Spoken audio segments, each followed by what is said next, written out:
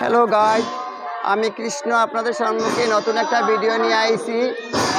আমাদের গ্রামের মধ্যে প্রত্যেক বছর বাবা কালাচাঁদ পুজোর উৎসব হয়, আর উৎসবের সঙ্গে আমাদের অষ্টপ্রহর নামযজ্ঞ হয়।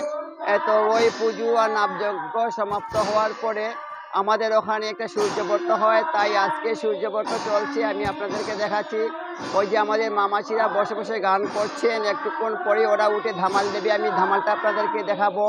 আর এই যে আমাদের সম্মুখে আছেন আমাদের কুলপুরুষ, এই যে উনি হয়েছেন আমাদের কুলপুরুষ পার্থসারথী শর্মা। উনি অনেক ভালো আমাদের পঞ্চতত্ত্ব এখানে আছে। এই যে ওখানে আছি, আমি আমার কালাচাঁদ বাবাকে দেখাচ্ছি।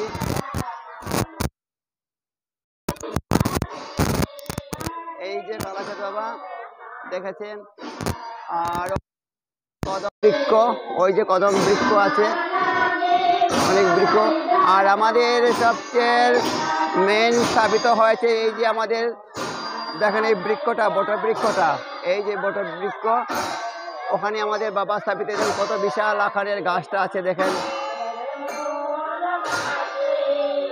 তাই আপনাদের সম্মুখে আমি এই ভিডিওটা নিয়ে এসেছি, আপনারা ভিডিওটা দেখবেন অবশ্যই। পিছন দিকে অনেক লোক আছে, তো আমারও ভালো লেগেছে ওখানে এসে আপনাদেরকে নতুন করে ভিডিও দেখাতে আমি পারছি।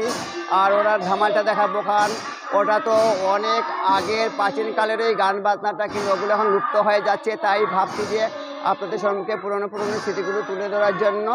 আর ওই গানগুলো যদি আমরা না দেখাই, তাহলে ওগুলো এখনকার লোকের যে এখনকার জেনারেশনের যে আছে ছেলে মেয়েগুলো আছে, ওগুলো ওরা বুঝবে না বা জানবে না ওগুলো কিসের গান।